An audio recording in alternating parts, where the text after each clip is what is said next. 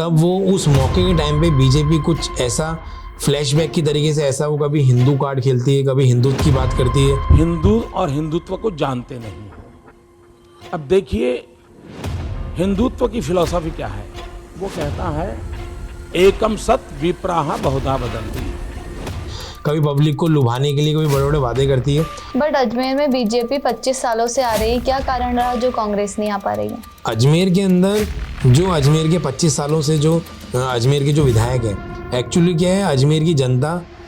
खुद को सबको उनको सफाई भी चाहिए, अजमेर की जनता को सब काम भी चाहिए, परंतु जब उनको हाथ में राइट्स आता है, जब उनको मौका मिलता है कि वो परिवर्तन लेकर आए, और जब इलेक्शंस के बाद में जब वापस ग्राउंड के अंदर काम करने की बात आती है, तब बीजेपी वापस सब चीज़ों को भूल जाती है। और अजमेर की जो भोली वाली जनता है,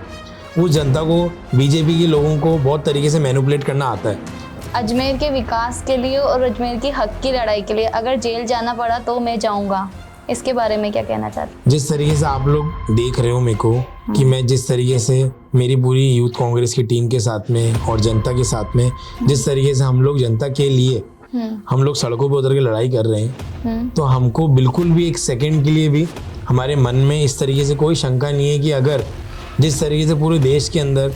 नरेंद्र मोदी जी के दिशा निर्देशों पे जो बीजेपी के लोग चल रहे हैं, बीजेपी के नेता जो चल रहे हैं, और जिस तरीके से कभी भी वो ईडी का और सीबीआई का छापा मार देते हैं, तो उसी तरीके से कभी अजमेर के अंदर जनता के हितों की लड़ाई लड़ने के लिए कभी अजमेर का प्रशासन या बीजेपी के नेता या बीजेपी के मंत्री हम लोगों को जेलों में भी डालेंगे अगर, तो उसमें जेलों में भी डालने के लिए हमको कोई विपत्ति नहीं है, कोई परेशानी नहीं है। हम एक बार नहीं 100 बार अजमेर की जनता के हितों के लिए, अजमेर के विकास के लिए जेल में जाने के लिए तत्पर रहेंगे। नमस्कार, मैं जर्नलिस्ट नेहा। मैं आज एक ऐसे युवा चेहरे के साथ मौजूद हूँ जो युवा राजनीति, जमीनी संघर्ष और संगठन का प्रतिनिधित्व करते हैं। आज हम बात सिर्फ पार्टी की नहीं करेंगे, बल्कि अजमेर के युवा, शिक्षा, बेरोजगारी, अजमेर की समस्या और उस सिस्टम की करेंगे जिससे युवा सवाल पूछ रहे हैं। मोस्ट वेलकम अजमेर शहर के युवा कांग्रेस जिला अध्यक्ष मोहित मल्होत्रा जी। आपकी राजनीति जर्नी के बारे में बताइए। राजनीति जर्नी मतलब मेरा जो फर्स्ट इलेक्शन रहा है वो जनरली है ना गवर्नमेंट कॉलेज के अंदर मैंने स्टूडेंट्स यूनियन का इलेक्शन लड़ा था। और जब इलेक्शन लड़ने के बारे में सोचा गया था, तब मेरे सिर्फ जो ग्रुप था, मेरे साथ के जो कलीग्स थे, उन लोगों ने मुझे फोर्स किया था कि मैं इलेक्शन में पार्ट लूँ उसके अंदर। बट उससे पहले मेरा एज सच कोई विज़न नहीं था पॉलिटिक्स में आने का। मेरी जो लाइफ थे, मेरे जो एम्स थे, गोल्स थे, वो आर्मी में जाने का था कि आर्मी में लेफ्टिनेंट बनना है और आगे बढ़ना है। बट जब है ना साथ में कलीग्स ने फोर्स करा और जो ग्रुप्स थे कॉलेज के अंदर, जो यूथ था, स्टूडेंट्स थे, उन लोगों का जैसे जैसे सपोर्ट मिल रहा था, साथ वालों ने फोकस करा कि भी नहीं एक बार आप लड़ो। तो एक बार जब सबसे पहले शुरुआत गवर्नमेंट कॉलेज जो नॉर्थ इंडिया का सबसे बड़ा कैंपस है, जहाँ अराउंड 12,000 बच्चे स्टूडेंट्स वहाँ पे पढ़ रहे हैं, तो उसी कॉलेज के अंदर सबसे पहले मेरी राजनीति की शुरुआत हुई थी। और जब मैं प्रेसिडेंट बन गया, प्रेसिडेंट बनने के बाद में जिस तरीके से मेरा वर्किंग स्टाइल था, जिस तरीके से बच्चों के साथ में मैं काम कर रहा था, बच्चों के हितों के लिए लड़ रहा था, तो उसके बाद में धीरे धीरे करके मन बनने लगा। और उस टेन्योर के ख़त्म होने से पहले पहले एक मन के अंदर और एक दिल के अंदर एक अलग से एक एनर्जी आने लगी कि अपन को यूथ के लिए, स्टूडेंट्स के लिए और आने वाले अजमेर के लिए कुछ करना है। उसके साथ ही जो है वो राजनीति करियर की शुरुआत हुई। आपने बीएससी के साथ इलेक्शन लड़े, तो आपकी पढ़ाई में कुछ इफेक्ट नहीं आया? नहीं, जब कॉलेज कर रहे थे, कॉलेज के टाइम में बस ऐसे स्टूडेंट्स लाइफ जो होती है कॉलेज लाइफ, उसके अंदर बीएससी मैथमेटिक्स ली थी, साथ में प्रैक्टिकल्स भी रहते थे, कभी कॉलेज की क्लासेस भी होती थी, कभी है ना कॉलेज के इलेक्शंस वाला टाइम भी रहता था। तो दोनों के साथ में मतलब मैं जनरली हमेशा से एक थोड़ा मतलब बिल्कुल ब्रिलियंट तो नहीं, पर हाँ एक अबव एवरेज स्टूडेंट रहे हैं हम लोग पढ़ाई के अंदर। क्या ठीक है, बस जब एग्ज़ाम्स आए, जब प्रैक्टिकल्स आए, तब अच्छे से पढ़ाई कर ली, एग्ज़ाम्स दे दिए। बट ये उसके साथ साथ में, और जब मैंने इलेक्शन फाइट करा था तब जनरली मेरी ग्रेजुएशन कंप्लीट हो गई थी। बस लास्ट ग्रेजुएशन कंप्लीट होने के बाद में जो नेक्स्ट पीजी का जो फर्स्ट ईयर था, उसके अंदर मैंने मेरा इलेक्शन फाइट किया था। आपका सबसे ज्यादा प्राउड मोमेंट कौन सा रहा? मतलब लाइफ का या फिर जब से मैं पॉलिटिक्स में? पॉलिटिक्स के अंदर सबसे अच्छा प्राउड मोमेंट तब रहा जब मैं सबसे पहले गवर्नमेंट कॉलेज का जो मेरा पहला इलेक्शन था, वो इलेक्शन जब मैं जीता। जीतने के जब बाहर जब मैं इलेक्शन से एक अंदर जब इलेक्शंस आपके हो जाते हैं, उस टाइम पे तो आप मेहनत कर रहे होते हो, बच्चों से मिल रहे होते हो, वोटिंग भी हो जाती है, और अब ये टाइम आ चुका है कि इलेक्शंस के रिजल्ट की नेक्स्ट डे काउंटिंग होती है, बट जब मैंने इलेक्शन लड़ा था 2012 के अंदर, उस टाइम पे जनरली रिजल्ट के 2 से 3 आवर्स का गैप आता था, उसके जस्ट बाद में ना काउंटिंग के लिए वापस बुला लिया जाता था और काउंटिंग स्टार्ट हो जाती थी। तो जो मेरा लाइफ का सबसे अच्छा मोमेंट जो रहा है वो जो मैंने मेरी लाइफ का जो पहला इलेक्शन लड़ा था स्टूडेंट यूनियन का गवर्नमेंट कॉलेज का, और वो जब मैं इलेक्शन जीता और जीतने के बाद जब मैं बाहर आया, तो बाहर आने के बाद में जो मोमेंट्स था कि बाहर पूरे कॉलेज के बाहर, केसरगंज गवर्नमेंट कॉलेज के बाहर पूरी पब्लिक इकट्ठी हो रखी है, पूरा यूथ इकट्ठा हो रखा है, और वो सब लोग मतलब मुझे सिर्फ टच करने के लिए, मुझे लोगों ने बिल्कुल गोदी में कंधे में चढ़ा रखा है और मुझे टच करने के लिए सब अपने हाथ आगे दे रहे हैं और मैं मेरे हाथों से सबको टच कर रहा हूँ। तो वो एक सबसे अच्छा प्रीशियस और मतलब मेमोरेबल मोमेंट है लाइफ का, जो अब लाइफ में क्या अपॉर्चुनिटी आगे लाइफ में रहती है और वापस वो मोमेंट कब आता है वो भगवान को पता होगा, बाकी वो मेरी लाइफ का सबसे अच्छा मोमेंट है। अजमेर के जिला अध्यक्ष मोहित मल्होत्रा प्रदेश में अव्वल, कैसा फील हो रहा था उस टाइम? बिल्कुल डेफिनेटली, जब ये मैंने न्यूज़ सुनी और जब मैंने नोटिफिकेशन आया और ये देखा, तब एक खुद बहुत अच्छा मोमेंट था। जब मैंने ये यूथ कांग्रेस का इलेक्शन लड़ा था और यूथ कांग्रेस के अंदर यूथ के लिए, अजमेर की युवाओं के लिए काम करने लगा मैं, और मैंने पूरे राजस्थान के अंदर, जब मुझे पता लगा कि मैंने पूरे राजस्थान के अंदर सभी प्रदेश के पदाधिकारी और सभी जितने भी राजस्थान के अंदर जिलाध्यक्ष हैं उन जिलाध्यक्षों के ऊपर टॉप कराए, तो वो सिर्फ मैंने अजमेर के अंदर जो मेरी पूरी यूथ कांग्रेस की कमेटी थी, टीम थी, उनका मुझे सपोर्ट मिला, उनका साथ मिला, अजमेर की पब्लिक का सपोर्ट मिला, और अजमेर के अंदर ग्राउंड स्तर पे मैं जो अजमेर के लोगों के लिए, जनता के लिए जो काम कर रहा था, और संगठन के जितने भी काम हमको ऊपर से मिलते थे, प्रोग्राम जो होते थे, पॉलिटिकल प्रोग्राम्स भी होते थे, सोशल प्रोग्राम्स भी होते थे, उन सोशल प्रोग्राम्स को और पॉलिटिकल प्रोग्राम को जितना सीरियसली मैंने लिया, उन सीरियसनेस को देखते हुए, और जो हमारा एक एप्लीकेशन बना हुआ था जिसके ऊपर सारे प्रोग्राम्स हमारे अपलोड होते थे, उन प्रोग्राम्स की जो मार्किंग है वो हमारा दिल्ली जो यूथ कांग्रेस है वहां की तरफ से बिल्कुल फेयर तरीके से हो रहा था। तो वहां पे जब ये पता लगा कि भाई मेरा मार्किंग बहुत अच्छी आई है, करीब अबव 2000 मार्क्स मैंने गेन करे, तो एक बहुत अच्छा मूवमेंट था। और ये इसका जो श्रेय है वो मैं अजमेर के जो मेरी यूथ कांग्रेस की पूरी कमेटी की टीम है, जो मेरे यूथ कांग्रेस के जो मेरे साथी हैं, बड़े भाई, मेरे साथीगण, मेरे छोटे भाई, उन सबको भी देना चाहूँगा, क्योंकि उन सबके साथ से ही मुझे सपोर्ट भी मिला और ये हिम्मत भी मिली कि मैं अजमेर में बहुत अच्छे से काम कर पाया। मैंने आपका इंस्टाग्राम पेज देखा जहां पर आप अजमेर की सड़कों की दयनीय स्थिति के बारे में बात कर रहे हैं। ब्यावर रोड में पूरी की पूरी सड़कें खराब है, उसके बारे में आप क्या कहना चाहेंगे? अजमेर के अंदर हमने सिर्फ एक ब्यावर रोड ही नहीं, पूरे अजमेर शहर के अंदर, और जब से मैं यूथ कांग्रेस का डिस्ट्रिक्ट प्रेसिडेंट बना हूं तब से हमने और भी बहुत सारे मुद्दे हमने उठाए हैं अजमेर को लेकर, अजमेर के विकास को लेके, शहर की जनता को लेके। तो उन सभी मुद्दों को लेके एक सबसे अहम मुद्दा था अजमेर की सड़कों का, जिसको लेके हम लोगों ने बहुत मजबूती से लड़ाई भी लड़ी है। और ब्यावर रोड वाला मुद्दा हमने इसलिए मेन उठाया था कि माटरवेज से लेके और दोराई, जो सरस डेयरी के आगे जो दोराई फाटक है वहां तक का जो पूरा रोड है वो 1 किलोमीटर भी आप नहीं चलोगे और उसके बाद बड़े बड़े गड्ढे वहां पे दिख रहे हैं रोडों के ऊपर। और सबसे कम से कम 1.5-2 सालों से, जब से मैं प्रेसिडेंट बना उससे भी पहले से, जो अजमेर HMT के पास वाला जो रोड था वो बहुत बुरी उसकी दयनीय स्थिति हो रखी थी। और अजमेर के मेन रोड से चाहे रोडवेज की बस हो, चाहे प्राइवेट गाड़ियां हो, चाहे वहाँ के लोकल लोगों का आना जाना हो, मतलब हर दिन लाखों गाड़ियां वहां से आना जाना वहां से हो रहा है और वहां की सड़कों की बहुत बुरी स्थिति थी। तो वही आवाज हमने अजमेर के अंदर PWD विभाग के सामने उठाई थी, धरने प्रदर्शन भी करे हमने, कार्यालयों पे, चैम्बरों पे ताला भी लगाया, और उसके बाद में फिर हम अंत में हमको जीत भी मिली जब हम वहाँ पे वापस से, जो वहाँ पे हमको आश्वासन दिया था, उस आश्वासन की डेट पे जब हम लोग वापस वहाँ पे गए, वहाँ के जो मुख्य अभियंता थे उनसे मिले,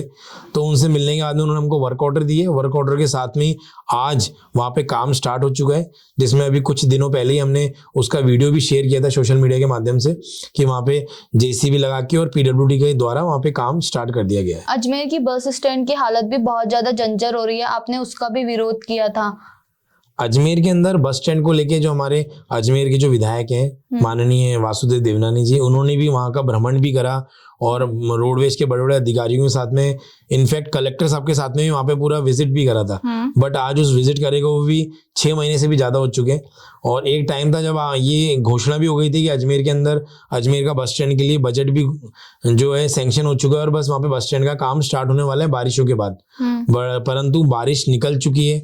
और बारिशों को निकलने के बाद में सर्दियां भी निकल गई और वापस बहुत जल्दी गर्मी आने वाली है, परंतु अभी तक भी बस स्टैंड का काम स्टार्ट नहीं हुआ। ये अजमेर के प्रशासन की और अजमेर की जो नेता है उनकी नाकामियों का असर है, उनकी नाकामियां दिख भी रही है अजमेर की जनता को भी, और यूथ कांग्रेस ने भी इसके ऊपर आवाज उठाई थी और आने वाले दिनों में फिर वापस आवाज उठाएगी। और अजमेर का जो बस स्टैंड है वो अजमेर एक शहर पूरे देश में नहीं पूरे विश्व में जाना पहचाना जाता है। अजमेर के अंदर हमारा हिंदुओं का सबसे बड़ा तीर्थ पुष्कर है। अजमेर के अंदर जो मुस्लिम समाज से जो लोग हैं, जहाँ पे हिंदुओं के भी लोग जाते हैं, दरगाह है मानी भी। तो अजमेर के अंदर पूरे देश विदेश से पर्यटक की दृष्टि से भी बहुत लोग आते हैं, कोई बस पर से। आप दरगाह के साइड देखोगे वहां पे साफ सफाई की व्यवस्था बिल्कुल भी नहीं है। हाँ जी, तो अजमेर को मैं इस सभी व्यवस्थाओं को लेके, जैसे आपने जो भी बात छेड़ी कि अजमेर के अंदर आपने बताया, सड़कों को लेके बताया, बस स्टैंड को लेके बताया, अभी आपने साफ सफाई के बारे में मेरे से जिक्र करा। सबसे पहले मैं कहना चाहूंगा कि अजमेर शहर स्मार्ट सिटी के नाम दर्ज है। अजमेर के अंदर हमारे नरेंद्र मोदी जी ने 2014 के अंदर अजमेर को पूरे विश्व के अंदर सबसे पहले अजमेर की जो मान्यता प्राप्त है, जो ख्याति प्राप्त है, उसी को देखते हुए नरेंद्र मोदी जी ने पूरे देश के अंदर सबसे पहले अजमेर को स्मार्ट सिटी का दर्जा दिया। और इसी अजमेर के अंदर 2000 करोड़ का फंड भी मिला। वो फंड अजमेर के अंदर इंफ्रास्ट्रक्चर को लेकर भी था, नगर निगम की सफाइयों को लेकर भी था, सड़कों को लेकर भी था, परंतु वो सिर्फ कागजों में ही रह गया, वो धरातल पे नहीं उतरा। इसीलिए बार बार यूथ कांग्रेस को कभी नगर निगम के पास जाके प्रदर्शन करना पड़ता है सफाइयों को लेके, कभी पीडब्ल्यूडी के पास में जाना पड़ता है। और जो भी आपने बात बोली नगर निगम को लेकर, सफाइयों को लेकर कि दरगाह क्षेत्र के सफाइयां नहीं रहती, उसके लिए दरगाह क्षेत्र के कुछ लोग लगातार नगर निगम के अंदर जाके और नगर निगम के पार्षदों को, अधिकारियों को इस चीज के बारे में चेताते रहते हैं कि अजमेर के अंदर दरगाह क्षेत्र के अंदर सफाइयों की बहुत बुरी हालत है, परंतु प्रशासन कानों में रुई डाल के बैठ चुका है और प्रशासन इस चीज को देखना ही नहीं चाहता। बट अजमेर में बीजेपी 25 सालों से आ रही है, क्या कारण रहा जो कांग्रेस नहीं आ पा रही है? अजमेर के अंदर जो अजमेर के 25 सालों से जो अजमेर के जो विधायक हैं, एक्चुअली क्या है, अजमेर की जनता खुद को, सबको, उनको सफाई भी चाहिए, अजमेर की जनता को सब काम भी चाहिए, परंतु जब उनको हाथ में राइट्स आता है, जब उनको मौका मिलता है कि वो परिवर्तन लेकर आए, तब वो उस मौके के टाइम पे बीजेपी कुछ ऐसा फ्लैशबैक की तरीके से, ऐसा वो कभी हिंदू कार्ड खेलती है, कभी हिंदुत्व की बात करती है, कभी पब्लिक को लुभाने के लिए कभी बड़े बड़े वादे करती है, और जब इलेक्शंस के बाद में जब वापस ग्राउंड के अंदर काम करने की बात आती है, तब बीजेपी वापस सब चीजों को भूल जाती है। और अजमेर की जो भोली वाली जनता है, उस जनता को बीजेपी के लोगों को बहुत तरीके से मैनिपुलेट करना आता है। इसी कारण से इलेक्शंस के जो आखिरी के 4-6 महीने होता है, उस टाइम पे अजमेर की जनता को बीजेपी के जो लीडर्स हैं वो मैनिपुलेट कर देते हैं, और वापस से अजमेर की जनता उन्हीं के, अजमेर के जो पुराने लोग हैं उन्हीं की बातों में आके वापस से उन्हीं को जिता देते हैं। परंतु अब आने वाले दिनों के अंदर अब जनता जान चुकी है, पहचान चुकी है, और आने वाले दिनों के अंदर अब जो 2028 के चुनाव आएंगे उसके अंदर डेफिनेटली परिवर्तन आएगा, और वो परिवर्तन आने वाले दिनों के अंदर मीडिया को भी और जनता को भी दिखेगा। अजमेर में विपक्ष पावरफुल है? बिल्कुल, अजमेर के अंदर विपक्ष बिल्कुल पावरफुल है, और विपक्ष की बात करते हैं तो यूथ कांग्रेस बहुत मजबूती से अपनी भूमिका निभा रहा है। जब से बीजेपी सत्ता में आई है, अजमेर के अंदर आई हो चाहे राजस्थान के अंदर आई हो, अजमेर यूथ कांग्रेस बेखूबी तरीके से सड़कों पे उतर के, चाहे वार्ड की बात हो, चाहे विधानसभा की बात हो, चाहे अजमेर शहर की बात हो, चाहे जिले की बात हो, चाहे राजस्थान की बात हो, अजमेर यूथ कांग्रेस बहुत मजबूती से अपना विपक्ष की भूमिका निभा रहा है, और मजबूती से लड़ना पड़ रहा है तो अधिकारियों से लड़ते भी हैं, और जहां पे हमको हमारी बात प्यार से मनवानी पड़ती है जनता के हितों के लिए, वहां से यूथ कांग्रेस मजबूती से मनवाती भी है। अजमेर के विकास के लिए और अजमेर की हक की लड़ाई के लिए अगर जेल जाना पड़ा तो मैं जाऊंगा, इसके बारे में क्या कहना चाहते हैं? जिस तरीके से आप लोग देख रहे हो मेरे को कि मैं जिस तरीके से मेरी पूरी यूथ कांग्रेस की टीम के साथ में और जनता के साथ में जिस तरीके से हम लोग जनता के लिए हम लोग सड़कों पर उतर के लड़ाई कर रहे हैं, तो हमको बिल्कुल भी एक सेकंड के लिए भी हमारे मन में इस तरीके से कोई शंका नहीं है कि अगर जिस तरीके से पूरे देश के अंदर नरेंद्र मोदी जी के दिशा निर्देशों पे जो बीजेपी के लोग चल रहे हैं, बीजेपी के नेता जो चल रहे हैं, और जिस तरीके से कभी भी वो ईडी का और सीबीआई का छापा मार देते हैं, तो उसी तरीके से कभी अजमेर के अंदर जनता के हितों की लड़ाई लड़ने के लिए कभी अजमेर का प्रशासन या बीजेपी के नेता या बीजेपी के मंत्री हम लोगों को जेलों में भी डालेंगे अगर, तो उसमें जेलों में भी डालने के लिए हमको कोई विपत्ति नहीं है, कोई परेशानी नहीं है। हम एक बार नहीं 100 बार अजमेर की जनता के हितों के लिए, अजमेर के विकास के लिए जेल में जाने के लिए तत्पर रहेंगे।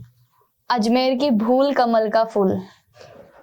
अजमेर की भूल कमल का फूल, ये बात बिल्कुल सच है, और ये नारा हमने उस दिन दिया था जिस टाइम पे दिया कुमारी जी ने अजमेर के अंदर कहीं पे किसी प्रोग्राम के अंदर उन्होंने बात बोली थी कि है ना, अजमेर शहर का विकास पिछले कांग्रेस कार्यकाल के मुकाबले काफी अच्छा अजमेर शहर का विकास हो रहा है और अजमेर की सभी सड़कें पूर्णतः तरीके से बन चुकी है, जिसका हमने उन्होंने एक वर्जन दिया था, बाइट दी थी कहीं पर इस प्रोग्राम के अंदर, तो उसका हमने विरोध करते हुए हमने अजमेर के अंदर जो शहर के मुख्य मार्ग है वहां पे हमने नारा दिया था कि बीजेपी को जो वोट देके अजमेर की जनता ने बहुत बड़ी भूल करी है। वो इसीलिए कि भी है ना, अजमेर शहर के अंदर जिस तरीके से शहर के विकास के बड़े बड़े वादे बीजेपी के विधायकों ने और बीजेपी के नेताओं ने करे थे, वो धरातल पे वो वादे पूरे नहीं हो पाए। और धरातल के अंदर आप खुद देखते हो, चाहे सफाई की बात हो, चाहे स्वच्छता की बात हो, चाहे अजमेर के विकास की बात हो, चाहे शहर की सड़कों की बात हो, सभी जगहों पे कोई ना कोई कमियां रहती है। तो उसी कारण ये नारा हमने अजमेर की जनता के लिए और बीजेपी के लिए नारा हमने दिया था, वोट चोर गद्दी चोर। वोट चोर गद्दी चोर की जो बात हमारे नेता, आज मेरे खुद के भी नेता हैं राहुल गांधी जी, उन्होंने जो ये बात कही है कि वोट चोर गद्दी चोर, उसमें बिल्कुल भी कोई गलत बात नहीं है। जिस तरीके से देश के अंदर आपने देखा होगा, लास्ट जो इलेक्शंस हुए हैं, हरियाणा का इलेक्शन हुआ, कर्नाटका का इलेक्शन हुआ, महाराष्ट्र का इलेक्शन हुआ, और जिस तरीके से भी रिसेंटली बिहार के इलेक्शंस हुए, जब आज अपन भी यूथ हैं, आज अपन भी अपने साथ में यूथ के बीच में बैठते हैं, और जब कहीं बीच में बैठे हुए हैं और अपने आसपास के 10, 20, 50 लोगों में सब लोग ही जब अगर ये बात कर रहे हैं कि हाँ भाई यार इस बार अपन कांग्रेस को वोट देंगे, इस बार परिवर्तन लेके आना है, और उसके बाद में पता लगता है जब इलेक्शंस का रिजल्ट आ रहा है तब परिवर्तन ही नहीं आ रहा और डबल वोटों से बीजेपी जीत रही है, तो डेफिनेटली ये चीज है ना बिल्कुल निष्पक्षता तरीके से ग्राउंड में धांधली है, मतलब बिल्कुल ये बात बिल्कुल सत्य है कि चाहे ईवी में हो, चाहे जिस तरीके से भी राहुल गांधी जी ने खुलासा भी करा है कि जिस तरीके से बहुत सारे वोटर आईडी कार्ड हैं जो एक ही वोटर के 15-15, 20-20 उसके वोटर के मतलब अधिकार जो है वो बने हुए हैं अलग अलग विधानसभाओं के अंदर। जिस तरीके से भी आपने देखा कि स्पेन की कोई बहुत बड़ी मॉडल है जिसकी फोटो वोटर लिस्ट के अंदर मिली है, कम से कम भी 200, 300 जगहों पे उसकी फोटो दिखी है। तो जिस तरीके से वोट चोर गद्दी चोर का जो नारा है ये बिल्कुल भी गलत नहीं है, चाहे ईवीएम में धांधली हो, चाहे डबल ट्रिपल वोटर का अधिकार का वोटर लिस्ट के अंदर नाम अंकित हो, तो ये दोनों ही चीजें और इस तरीके से और भी बहुत सारी चीजें जिसके अंदर बीजेपी ने कहीं ना कहीं धांधली करी हुई है, जिस कारण जब उनको जिस जगह पे उनको इलेक्शन जीतना होता है वहां पर वो इलेक्शन जीत के रहते हैं, और जिस जगह पे उनको लगता है कि यहाँ पे बहुत छोटा इलेक्शन है, यहाँ से इस जगह के इलेक्शन से हमको कोई फायदा नहीं है, वहां बीजेपी अपना इन्वॉल्वमेंट नहीं रखती है। अगर कांग्रेस पावर में आएगी तो सबसे पहले क्या करेगी? अगर कांग्रेस पावर में आएगी तो जिस तरीके से राहुल गांधी जी ने जो संदेश दे रखा है कि देश के अंदर आज राहुल गांधी जी युवाओं के लिए बात करते हैं, किसानों के लिए बात करते हैं, गरीबों के लिए बात करते हैं और बेरोजगारों के लिए जो बात करते हैं, उन्हीं बातों को लेके अगर कांग्रेस सरकार देश के अंदर सत्ता में आएगी तो डेफिनेटली राहुल गांधी जी ने जो बातें कही है उसमें अमल भी होगी, क्योंकि जिन भी स्टेट्स के अंदर राहुल गांधी जी ने जो घोषणाएं करी है और उन स्टेट्स के अंदर जब कांग्रेस की गवर्नमेंट आई है तो वहां पर राहुल गांधी जी ने बेखूबी तरीके से जो वादे करे उनको पूरा करे, चाहे किसानों का कर्ज माफ करना हो, चाहे युवाओं को नौकरी देने की बात हो, उन सभी मुद्दों पे राहुल गांधी जी ने डेफिनेटली ग्राउंड पे उतर के और उसको पूरा करा है। कांग्रेस सोशल मीडिया पे जितनी मजबूत दिखती है वो जमीनी स्तर पे भी इतनी मजबूत है? कांग्रेस सोशल मीडिया पे जितना मजबूत दिखती है उससे 10 गुना ज्यादा जमीनी स्तर पे कांग्रेस मजबूत है। जितनी जमीनी स्तर पे मजबूत है कांग्रेस उतनी सोशल मीडिया पे डेफिनेटली पब्लिक को नहीं दिख पा रही होगी, क्योंकि जो बीजेपी का जो व्हाट्सएप का जो तंत्र है, बीजेपी का जो सोशल मीडिया का स्ट्रक्चर है, बीजेपी आज सत्ता में रहते हुए जिस तरीके से मीडिया ने को पूरा मैनेज कर रखा है बीजेपी ने, जिस तरीके से जो बीजेपी का एक व्हाट्सएप गवर्नमेंट बनी हुई है, एक व्हाट्सएप कल्चर बना हुआ है, एक व्हाट्सएप स्कूल चल रहा है, उतना स्ट्रॉन्ग कांग्रेस का सोशल मीडिया के ऊपर कांग्रेस वर्क नहीं करती है, उतना ही स्ट्रांगली कांग्रेस ग्राउंड स्तर पे वर्क करती है और धरातल पे रहते हुए कांग्रेस जमीनी स्तर पे उतर के युवाओं के लिए, किसानों के लिए और महिलाओं के लिए बात करती है। अजमेर में बेरोजगारी का मुद्दा बहुत बड़ा है, जैसे कि बहुत सारे युवाओं को अपनी पढ़ाई कंप्लीट करते हैं और वो बाहर जाते हैं, जयपुर या दिल्ली जाते हैं, तो बेरोजगारी के मुद्दे पर अजमेर को कैसे विकसित कर सकते हैं अपन? बेरोजगारी के मुद्दों के अंदर ना सबसे पहली जो बात आती है ना अजमेर की यूथ की। आज मैं खुद भी यूथ हूँ और मैं कहना चाहूंगा कि यूथ को सिर्फ एक प्लेटफॉर्म चाहिए। अगर यूथ सेल्फ एम्प्लॉयड होकर भी काम करना चाहता है तो बहुत सारे यूथ होते हैं जिनको सेल्फ एम्प्लॉयड होकर काम करना पसंद है कि मेरे को मेरा खुद का बिजनेस करना है, मेरे को मेरा छोटा एक स्टार्टअप स्टार्ट करना है। और एक तरफ होता है कुछ यूथ होता है जिनको रिस्पॉन्सिबिलिटीज नहीं लेनी होती और उनको एज अ जॉब वाले कल्चर में रह के अपनी जॉब के लिए कहीं अच्छी जगह पे जॉब करके और अपना आगे वाली लाइफ को बढ़ाना होता है। तो अजमेर की अगर हम बात करते हैं तो एक तरफ तो जिस तरीके से जो लास्ट 2014 से बीजेपी की गवर्नमेंट है और बीजेपी गवर्नमेंट ने मोदी जी ने स्टार्टअप की बात करी, स्टार्टअप को लेके बहुत सारे लोन्स की भी घोषणा करी, परंतु सिर्फ जो घोषणाएं होती है युवाओं के लिए, यूथ के लिए, वो सिर्फ कागजों में ही होती है। जब ग्राउंड स्तर पे कोई भी यूथ अगर किसी बैंक के अंदर किसी डिपार्टमेंट में जाता है कि मेरे को वही लोन चाहिए, तो उनको लोन देने के लिए जितने भी नियम कायदे कानून गवर्नमेंट लगा देती है वो नियम कायदे कानूनों के अंदर वो स्टूडेंट या वो यूथ आ ही नहीं पाता और उस कारण उसको लोन मिल नहीं पाता। और अगर रही बात अजमेर की, तो अजमेर के अंदर कोई सी भी गवर्नमेंट हो, उस गवर्नमेंट को अजमेर के लिए या तो यहाँ का कोई ऐसा अच्छा इंफ्रास्ट्रक्चर डेवलप करना चाहिए जिससे कि अजमेर की यूथ को यहाँ पे सेल्फ एम्प्लॉयड होने के नाते कोई अपना छोटा स्टार्टअप बिजनेस वो स्टार्ट करते हैं तो उनको यहाँ से अच्छा पब्लिकली फ्रूटफुल मिल सके। और या फिर यहाँ पे अजमेर के अंदर बड़ी बड़ी कंपनीज जो जितनी भी MNC कंपनीज हैं उनको यहाँ पे अजमेर के अंदर आना चाहिए। उन कंपनीज को गवर्नमेंट अच्छे एड देना चाहिए जिससे कि वो कंपनीज अजमेर के अंदर अपना ना इंफ्रास्ट्रक्चर डेवलप करे, अजमेर के अंदर अपना सेटअप प्लान करे, जिससे कि अजमेर के आसपास के जो गांव हैं, जो अजमेर के आसपास के जो छोटे नगर निगम हैं, छोटे नगर निकाय हैं, जो कस्बे हैं, वहाँ के लोग अजमेर आके अपना आगे वाला भविष्य का जीवन यापन कर सके और अजमेर के अंदर उनको अच्छी अपॉर्चुनिटी मिल सके। और जैसे गवर्नमेंट अजमेर के अंदर बड़े गवर्नमेंट्स के सेटअप्स लगाएगी, अजमेर के अंदर बड़े प्राइवेट के इंफ्रास्ट्रक्चर लगाएंगे, तो वैसे ही उनको आगे जॉब्स के लिए, उनको डेवलपमेंट के लिए आगे यूथ की जरूरत होगी और यूथ की जरूरत होगी तो डेफिनेटली उनको आगे रोजगार के लिए भी जगह मिलेगी। विपक्ष इसके लिए क्या कर रहा है? विपक्ष इसके लिए जो बीजेपी की नाकामियां हैं उस नाकामियां को कांग्रेस मजबूती से, हमारे नेता प्रतिपक्ष हैं राजस्थान के टीकाराम जूली जी, हमारे प्रदेश अध्यक्ष जी है गोविंद सिंह जी डोटासरा जी, साथ ही हमारे राजस्थान के बड़े गिद्दावर नेता हैं अशोक गहलोत जी, युवाओं के जो प्रेरणा स्रोत हैं सचिन पायलट जी, ये सभी नेता विपक्ष की भूमिका निभाते हुए और जो बीजेपी की जो नाकामियां हैं, जो बीजेपी के बड़े बड़े वादे रहते हैं युवाओं के लिए, महिलाओं के लिए, उन वादों पे जो बीजेपी की जो विफलताएं हैं उन विफलताओं को दिखाते हुए कांग्रेस मजबूती से विपक्ष की भूमिका निभाते हुए जनता के बीच में उन सभी मुद्दों को लेके आती है और साथ ही ये वादे भी करती है कि आने वाले दिनों में जब भी कांग्रेस सत्ता में आएगी तो वो सभी नाकामियों को कांग्रेस ही मजबूती से युवाओं के हितों के अंदर आके पूरा करेगी। अगर आपको अजमेर का MP या MLA बनाया जाता है तो सबसे पहले आप क्या चेंजेस करेंगे अजमेर में? ये MP MLA वाली बात तो खैर भगवान ने, ऊपर वाले ने क्या लिखा हुआ है किस्मत में तो ऊपर वाला ही जानता है, बट हाँ कभी ऊपर वाले ने कभी किस्मत में अच्छा लिखा और अजमेर के लिए कभी कुछ करने का मौका मिला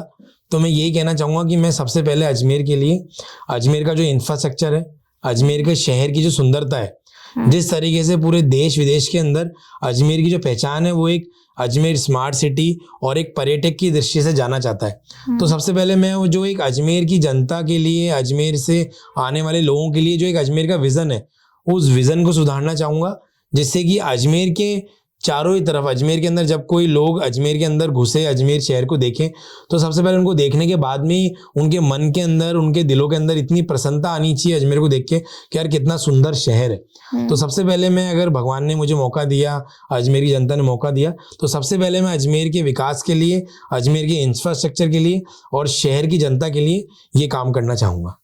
अगर आपके पास कोई 18 साल का युवा है और वो फर्स्ट वोट डालने जा रहा है तो आपकी सलाह उसके लिए क्या होगी? जैसे आज मैं खुद, जब मेरे आसपास के मेरे मित्रगण, मेरे छोटे भाई बहन जब वो 18 साल के होते हैं तो मेरी उनको यही राय रहती है कि आप खुद जो बहती हुई नदी होती है, बहती हुई हवा होती है, उसके साथ नहीं बहें। आप खुद अपने आँख, नाक, मुंह, कान सब तरफ से, चारों तरफ में देख के, सोच के, समझ के, हर पार्टीज के, जैसे आज बड़ी बड़ी देखा जाए तो बीजेपी और कांग्रेस दो बड़ी पार्टीज हैं राजस्थान के अंदर,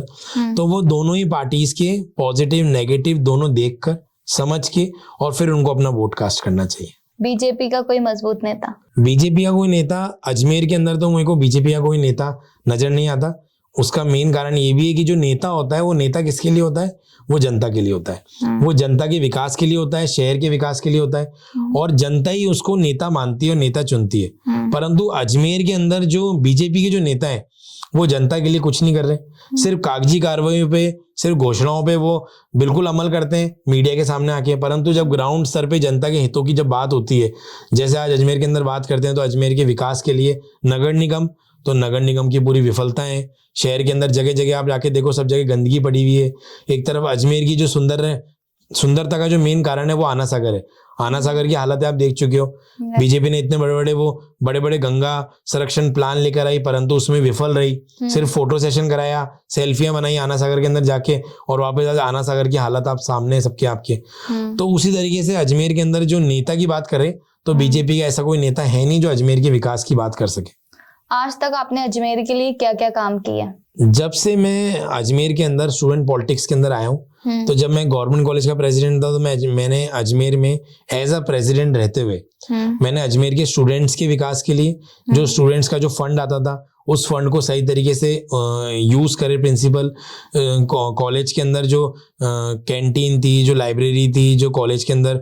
लैब्स बनी हुई थी, उन सब लैब्स के अंदर स्टूडेंट्स के हितों के अंदर मैंने कॉलेज के अंदर बहुत काम कराए। और आज जब मैं अजमेर के अंदर यूथ कांग्रेस का डिस्ट्रिक्ट प्रेसिडेंट हूँ और युवाओं की और शहर के विकास की बात करता हूँ, तो हमने अजमेर के अंदर स्मार्ट सिटी के तहत आने वाले बहुत सारी जगह हैं, नगर निगम को लेके, सड़कों को लेके, आना सागर की सफाई को लेकर हमने बहुत सारे मुद्दों पे काम किया, जिसमें नगर निगम ने कई बार हमारी जो वाजिब मांग थी उनको उन्होंने पूरा भी करा। और हाल ही में हमने रिसेंटली अभी मुश्किल से कोई 2 या 3 दिन पहले ही हमने अजमेर की सड़कों को लेके बहुत बड़ा प्रदर्शन भी किया था, जिसके अंदर पीडब्ल्यूडी ने हमारी बात को मानते हुए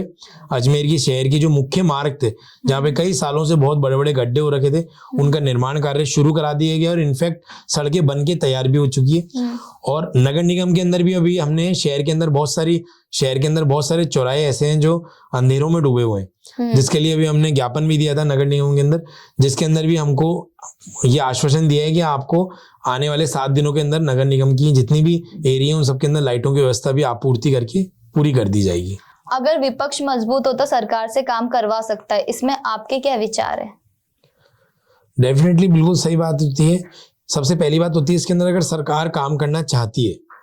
अगर कोई भी सरकार हो, बीजेपी की हो, कांग्रेस की हो, अगर सरकार काम करना चाहती है और उस चाहत के सामने अगर विपक्ष कोई मांग को लेकर अगर सरकार के समक्ष रखता है, चाहे युवाओं की बात हो, चाहे शहर के विकास की बात हो, चाहे बुजुर्गों की बात हो, चाहे महिलाओं की बात हो, और विपक्ष उस मुद्दे को मजबूती से सरकार के सामने रखता है और सरकार काम करना चाहती है, तो डेफिनेटली सरकार उस काम को करेगी। परंतु अगर सरकार नकटों की तरह बैठी हुई है और विपक्ष की जो मांग है उसको, यूथ का कहना है कि सिर्फ सरकार या नेता ओनली सिर्फ मुद्दे उठाते हैं, सॉल्यूशन नहीं करते हैं। ये बात मतलब मैं इस बात पे डिसएग्री करता हूँ, क्योंकि जिस तरीके से मैंने ये बातें देखी है, अगर विपक्ष के रूप में कोई भी सरकार अगर काम कर रही है विपक्ष के रूप में, तो डेफिनेटली उनकी मन की मंशा जो है वो काम कराने की ही है और वो खुद मुद्दा उठा के उसको सल्यूशन निकालने पे उसकी मांग रहती है। परंतु कई बार क्या होती है, सरकार काम करना नहीं चाह रही होती है, जो जनता के सामने ऐसा लगता है कि सिर्फ नेता मुद्दा उठा रहे हैं पर उसका सलूशन नहीं निकल पा रहा, पर एक्चुअली में ये होता है कि सरकार काम ही नहीं करना चाहती होती है। और इसलिए विपक्ष अगर कितना ही धरना दे दे, प्रदर्शन कर ले, ज्ञापन दे दे, सड़कों में बैठ जाए, परंतु सरकार जब काम ही नहीं करना चाहेगी तो विपक्ष भी अपनी भूमिका निभा के क्या करेगी। परंतु विपक्ष को रहना चाहिए, विपक्ष को मजबूती से अपनी भूमिका निभानी चाहिए और जनता के सामने उस सरकार की विफलताओं को दिखाना चाहिए। अपने आप को पॉलिटिक्स में कहाँ पे देखना चाहते हैं? पॉलिटिक्स के अंदर मैं अपने आप को देखना चाहूंगा कि भी अजमेर के अंदर जिस तरीके से हम लोग ग्राउंड पे काम करते हैं, उस तरीके से मैं ये देखना चाहूंगा कि अजमेर के अंदर कभी मैं निकलूं शहर में फ्यूचर के अंदर, तो जनता के लिए मैं इतना काम कर चुका हूं कि अजमेर की जनता के अंदर हर गली मोहल्ले में अंदर हर आदमी चाहे कि हमको हमारा नेता मोहित मल्होत्रा जैसा चाहिए। अच्छा, कॉलेज इलेक्शन बंद हो गए, उसमें आपकी क्या राय, वापस से होना चाहिए? मैं खुद कॉलेज का नेता रहा हुआ हूँ, कॉलेज के अंदर प्रेसिडेंट रहा हुआ हूँ, तो मैं यही चाहूंगा कि जो कॉलेज के इलेक्शंस हैं वो होने चाहिए। कांग्रेस शुरू से ही, कांग्रेस हमेशा स्टूडेंट पॉलिटिक्स को सपोर्ट करती है और बीजेपी हमेशा स्टूडेंट पॉलिटिक्स को रोकती है। और वो इसलिए भी कि बीजेपी की जो नीति रही है वो ऐसी रही है। अभी आपने देखा होगा कुछ दिनों पहले ही अमित शाह जी का भी ऐसा कुछ बयान आया था कि देश के अंदर इंग्लिश जो है वो बंद होनी चाहिए और युवाओं को है ना हिंदी की तरफ जाना चाहिए, परंतु आज जब हम डेवलपमेंट की बात करते हैं तो इंग्लिश की भी एक अलग प्राथमिकता है, हिंदी की भी अलग एक प्राथमिकता है। तो जिस तरीके से जो यूथ को आगे बढ़ने के लिए, जो यूथ को राइज करने के लिए, जनता के हितों की मुद्दों को उठाने के लिए जो एक पॉलिटिक्स की जो एक आवाज है कि जो नींव रखी जाती है, वो नींव रखी जाती है स्टूडेंट पॉलिटिक्स से। और स्टूडेंट पॉलिटिक्स ऐसी एक चीज है जो आदमी ग्राउंड स्तर पे स्टूडेंट्स के बीच में रहते हुए वो बहुत सारी चीजों में कॉलेज के प्रिंसिपल से, लेक्चरर से, बच्चों से, एक बच्चों के हितों के लिए लड़ाई लड़ता है। तो वहां से वो चीजों की लर्निंग सीखता है जिसको पॉलिटिक्स में जाना हो। जैसे जिस तरीके से आपने देखा होगा, जिसको आईएएस बनना है, जिसको इंजीनियर बनना है, तो उसके पेरेंट्स उसको 9-10 क्लास के बाद से उसको AIEEE की इंजीनियरिंग की कोचिंग कराना स्टार्ट करा देता है। तो उसी तरीके से जिसको पॉलिटिक्स का में अपना फ्यूचर बनाना है, तो उन स्टूडेंट्स के लिए जो छात्र राजनीति होती है वो एक लर्निंग्स होती है। तो छात्र राजनीति को, कोई सा भी राजनीतिक दल हो, उसको इसका सपोर्टिव रहना चाहिए, सपोर्ट करना चाहिए, और छात्र राजनीति को एक अच्छे तौर तरीके से, एक अच्छे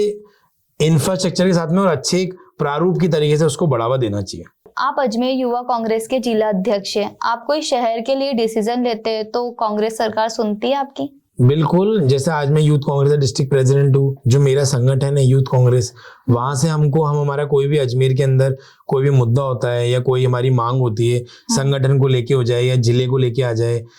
तो हमारी बात को बिल्कुल सुना जाता है। हमारे संगठन के अंदर एक पूरा एक प्रोटोकॉल होता है कि मैं मेरी बात मेरे जो इंचार्ज है उनको बोलूँ, मेरे इंचार्ज के थ्रू बात हमारे ऊपर तक जाती है, और जो हमारे मुद्दे होते हैं उनको बिल्कुल ही ग्राउंड स्तर पे उसका पूरा इम्प्लीमेंट होता है। डिस्ट्रिक्ट लेवल पे कोई भी डिसीजन आप ले सकते हैं?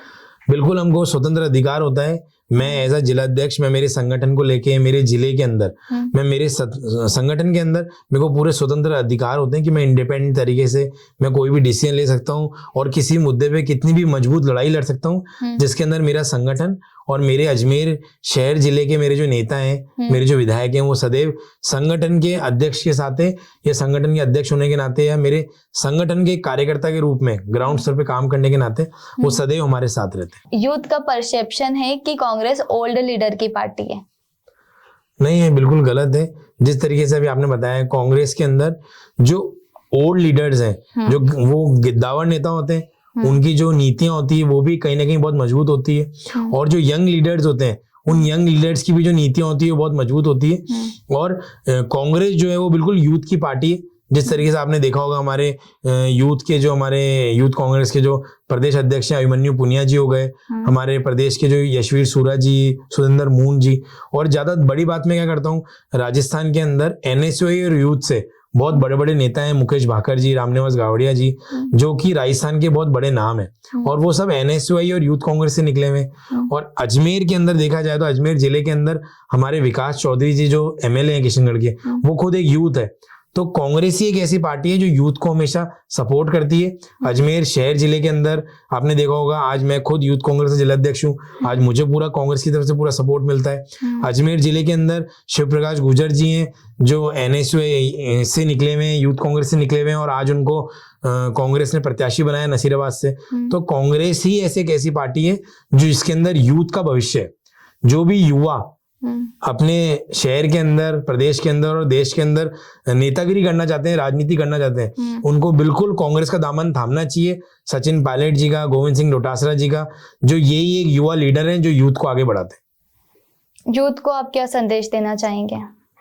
मैं यूथ को यही संदेश देना चाहूंगा कि जो भी हमारे अजमेर शहर का जो यूथ है, चाहे वो स्टूडेंट हो, चाहे वो यूथ कहीं सेल्फ एम्प्लॉयड हो, चाहे वो कहीं जॉब कर रहा हो, वो जिस भी क्षेत्र में अपना करियर बनाना चाहते हैं, वो मजबूती से, बेखूबी तरीके से लड़ाएं, निष्पक्षता तरीके से और मजबूती से निडर होके अपने क्षेत्र के अंदर अपनी लड़ाई लड़े। जो पढ़ाई के क्षेत्र में वो पढ़ाई करके अपनी लड़ाई लड़े, जो सेल्फ एम्प्लॉयड है, जो व्यापार के क्षेत्र में अपना छोटा स्टार्टअप करके अपना बिजनेस कर रहे हैं, वो अपने क्षेत्र के अंदर मजबूती से अपना काम करे। और जो सरकारी नौकरी की तैयारी कर रहे हैं या फिर जो सरकारी नौकरी कर रहे हैं, वो अपने उस क्षेत्र के अंदर अपनी तैयारी करें। और जो युवा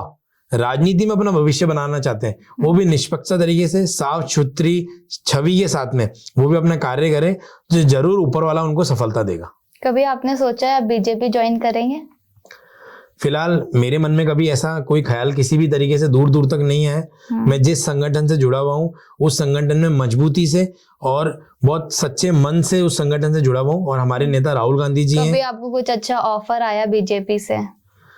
मैं कभी, मेरे मन में कोई ऐसा विचार नहीं आया, तो ऐसा ऑफर आने की कोई बात भी नहीं है, और कभी ऑफर आएगा भी तो इस तरह की कोई बात मेरे मन में कभी आती नहीं है। मैं जिस संगठन में हूँ और संगठन में रहते हुए, आज मैं कांग्रेस का, यूथ कांग्रेस का डिस्ट्रिक्ट प्रेसिडेंट हूँ, उससे पहले मैं एनएसयूआई का जिला अध्यक्ष रहा हूँ, तभी मैंने स्टूडेंट्स के लिए लड़ाई लड़ी है। उससे पहले मैं छात्र संघ में, गवर्नमेंट कॉलेज का छात्र संघ अध्यक्ष रहा हूँ। तो कांग्रेस में रहते हुए मैंने कई पदों पे काम करा, बहुत मजबूती से काम करा मैंने, और संगठन के अंदर मुझे बहुत मजबूती से मेरे को पूरा समर्थन भी मिला। जो डोनाल्ड ट्रम्प चाचा है वेनेजुएला के राष्ट्रपति के साथ जो कर रहे हैं, भारत जी। पे टैरिफ लगा रहे हैं, डेनमार्क को बोल रहे हैं ग्रीनलैंड मुझे वापस दे दो, ये सच में लोकतंत्र का पार्ट है कि डोनाल्ड ट्रम्प चाचा अपने आप को सुपर पावर समझ चुके हैं? जिस तरीके से आप ये क्वेश्चन मेरे से पूछ रहे हैं, जिस तरीके से अभी डोनाल्ड ट्रम्प का आपने देखा ही होगा,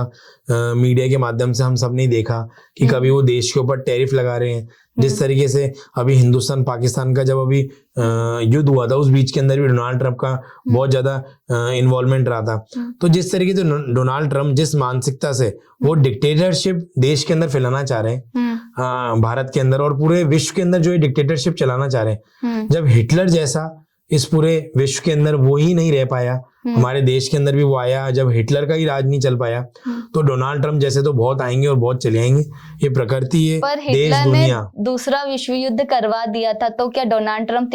तीसरा विश्व युद्ध करवा सकते हैं? ये तो, इसका जवाब देना तो मुमकिन नहीं है, बट जिस तरीके से डोनाल्ड ट्रम्प जो चाह रहे हैं, पर हमारे प्रकृति को देखा जाए तो जो आदमी इस नीतियों पे चलता है, जो डिक्टेटरशिप की नीतियों पे चलता है, तो उनका जो विनाश है वो निश्चित है। अब हमारा फन रैपिड फायर शुरू हो रहा है, जिसमें आपको एक वर्ड में या एक लाइन में आंसर देना है।